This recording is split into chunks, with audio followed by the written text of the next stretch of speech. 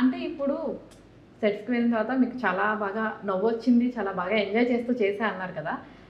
Shooting మొత్తం మీద మీకు బాగా గుర్తుండిపోయే సీన్ ఏదన్నా ఉంది అంటే ఏం చెప్తారు? ఐ థింక్ ఈ సాంగ్ చేస్తున్నప్పుడు ఇది చాలా మెమరబుల్ ఎక్స్పీరియన్స్ అండి. ఎందుకంటే 2000 డాన్సర్స్ మధ్యలో డాన్స్ చేశాము. అండ్ కళ్యాణ్ గారితో డాన్స్ చేశాను. అండ్ చాలా ఎనర్జెటిక్గా ఉండేది ఆ మొత్తం experience.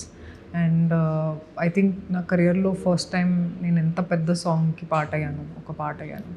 So I think this song was very memorable for me. ఒక సాంగ్ ఈ స్కేల్లో ఉండాలని అది that I really love being a part of it. Song బాగా నచ్చింది అనమాట మీకు.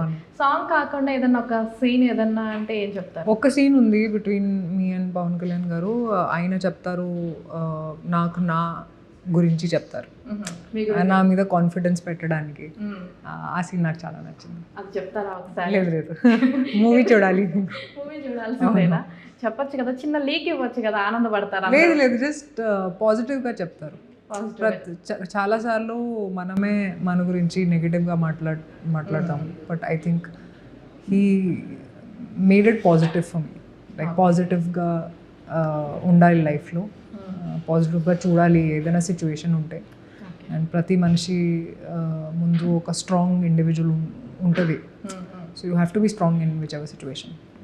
అలాగే మూవీ గురించి అంటే ఈ మధ్య కాలంలో జనరల్గా చూస్తే హీరోయిన్స్ క్యారెక్టర్ వచ్చాక ఎలా ఉంటుందంటే ఒక సాంగ్ వచ్చే ముందు లేదంటే అలా వచ్చి ఇలా వెళ్ళిపోవడం ఇలా జరుగుతూ ఉంటుంది కదా. అసలు ఈ మూవీలో మీ క్యారెక్టర్ ఎంతవరకు ఇంపార్టెన్స్ ఉంది ఏంటి అంటే ఏం చెప్తారు? ఐ థింక్ ప్రతి ఒక్క క్యారెక్టర్కి ఇంపార్టెన్స్ ఉంటుంది.